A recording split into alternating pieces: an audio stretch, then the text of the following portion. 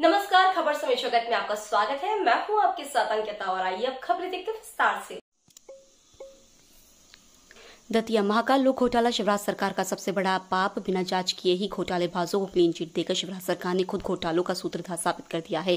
महाकाल लोक का उद्घाटन प्रधानमंत्री ने किया था, लेकिन सप्त ऋषियों की प्रतिमाएं जस तेज हवा में टूटकर गिरफ्तार जाना शिवराज सरकार की विश्वसनीयता पर उंगली उठाती है। इस घोटाले पर प्रधानमंत्री की चुप्पी उनकी भूमिका पर भी सवाल खड़े करती है। महाकाल लोक में होगी घोटाले की जांच, उच्च स्तरीय जांच हाईकोर्ट के वर्तमान न्यायाधीश से कराई जाए। कांग्रेस अध्यक्ष राम किंकर गुर्जर ने कहा कि पापियों को पाप का घड़ा भर जाता है तो भगवान स्वयं माया रचक पाप का भांडाफोड़ कर देते हैं। बीते रविवार को उज्जैन के महाकाल मंदिर परिसर में भी ऐसा ही होना प्रतीत होता है। प्रधानमंत्री नरेंद्र मोदी द्वारा उद्घाटन किए गए महाकाल लोक रूप की भ्रष्टाचार से बनाई गई मूर्तियां गिर गईं। महाकाल की कृपा से शिवराज मामा की भ्रष्टाचार का भांडाफोड़ खुद भगवान ने कर दिया। झूठ की राजनीति करने वाली भाजपा ने व प्रधानमंत्री ने कमलनाथ को श्रेय देने से पूरी तरह इनकार कर दिया था, लेकिन जब बजरंगबली के भक्त कमलनाथ की सेवा से प्रसन्न होकर पवन पुत्र हनुमान ने हवा चलाकर सारी सच्चाई उजागर कर दी तो शिवराज सरकार के मंत्री भूपेंद्र सिंह को यह बात छुपाने के लिए प्रेस को बताना पड़ा कि महाकाल लोक के भव्य निर्माण का संकल्प कमलनाथ का था। इसी प्रेस वार्ता में मंत्री भूपेंद्र सिंह ने यह भी कहा था कि कांग्रेस ने कोई भ्रष्टाचार नहीं किया है। महाकाल लोक में सप्तऋषियों की प्रतिमा टूटना ही घोटालों को उजागर करता है। इस अवसर पर पूर्व विधायक राजेंद्र भारती, सत्येंद्र खरे, बीके नामदेव, विष्णु गुर्जर, अभिषेक तिवारी, पुष्पराज राजपूत, प्रदीप गुर्जर, खुमान सिंह वेचेन, विनय यादव, स्वामी शरण कुशवाहा, जीतू प्रजापति, नरेंद्र गुर्जर, हंसमुखी राजपूत, अशोक श्रीवास्तव, अमित राजपूत, आनंद यादव, अमरीश वाल्मीकि, कपिल यादव, अंकित सेन, पवन दांगी, मानवेंद्र सिंह कमरिया, पुष्पेंद्र जादव आदि उपस्थित रहे। उपस्थित सभी साथियों को नमस्कार। महाकाल लोक घोटाला भगवान को धोखा देते हैं, इंसान को ये क्या छोड़ेंगे। महाकाल लोक घोटाला शिवराज सरकार का सबसे बड़ा पाप। बिना जांच किए ही घोटालेबाजों को क्लीन चिट देकर शिवराज सरकार ने खुद को घोटाले का सूत्रधार साबित किया है। महाकाल लोक का उद्घाटन प्रधानमंत्री ने किया था, लेकिन घोटाले पर उनकी चुप्पी उनकी भूमिका पर भी सवाल खड़े करती है। महाकाल लोक में हुए घोटाले की उच्च स्तरीय जांच हाईकोर्ट से वर्तमान न्यायाधीश से कराई जाए। जब पापियों के पाप का घड़ा भर जाता है तो भगवान स्वयं माया रचकर पाप का भांडाफोड़ कर देते हैं। बीते रविवार उज्जैन के महाकाल मंदिर परिसर में भी ऐसा ही हुआ प्रतीत होता है। उस दिन 30 किलोमीटर प्रति घंटे की रफ्तार से हवा चली, जिसे विज्ञान की भाषा में तेज आंधी या तूफान नहीं माना जा सकता। फिर भी प्रधानमंत्री नरेंद्र मोदी द्वारा उद्घाटन किए गए महाकाल लोक की भ्रष्टाचार से बनाई गई मूर्तियां गिर गईं।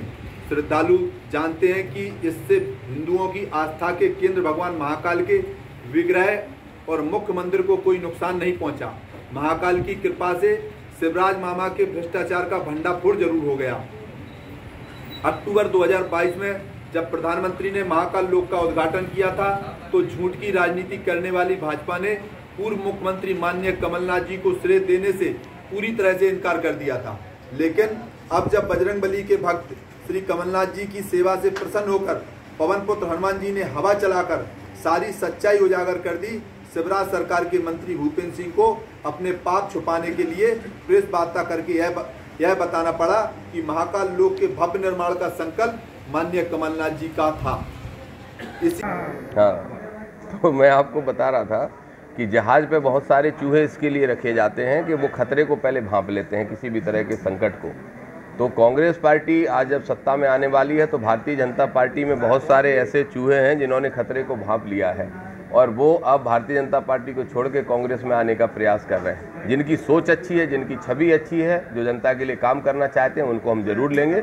लेकिन ये जो चूहों वाला उदाहरण मैंने दिया, ये ज्योतिरादित्य सिंधिया के लिए दिया, ऐसे गद्दारों की आवश्यकता हमारी पार्टी में नहीं है और ना ही हम ऐसे गद्दारों को पार्टी में लेंगे। और ये निर्णय राष्ट्रीय नेतृत्व करेगा, प्रदेश नेतृत्व करेगा, लेकिन मैं अपनी इच्छा बता रहा हूँ कि मैं किसी कीमत पर ज्योतिरादित्य सिंधिया को पार्टी में वापस लेने के समर्थन में नहीं हूँ। उनके आने के लिए दिग्विजय सिंह भी विरोध बता चुके हैं कि हम उनको वापस लेंगे, हाईकमान को भी निर्णय लें, लेकिन हम उसका प्रतिघात करेंगे।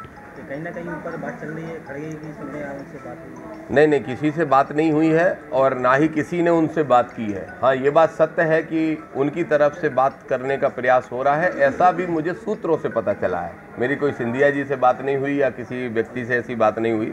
और मीडिया के आप जैसे लोगों के माध्यम से पता चल रहा है। पर मुझे ये ज़रूर पता है कि हमारी पार्टी किसी नेता ने कोई बात नहीं की। देखिए, ऐसा है कि जब जनता की चुनी हुई सरकार उन्होंने गिराई तो ये बहुत बड़ा पाप किया है, संविधान की हत्या की है, बाबा साहब के द्वारा लिखे हुए संविधान पे कलंक पोतने का काम किया है, जनता के मत का अपमान किया है और निश्चित रूप से धनबल को बढ़ावा देने का काम, भ्रष्टाचार को बढ़ावा देने का काम किया है। तो ऐसे व्यक्ति का हमारी पार्टी में क्या उपयोग?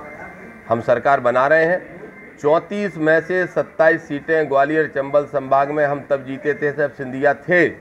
अब जब सिंधिया नहीं है तो 34 में से हम 34 नहीं तो 32 और 30 जरूर जीतने का काम करेंगे। हमें सिंधिया की आवश्यकता नहीं है। दतिया जिले में समय जगत के लिए दतिया से सतीश सिहारी की report. For latest news, subscribe to our channel.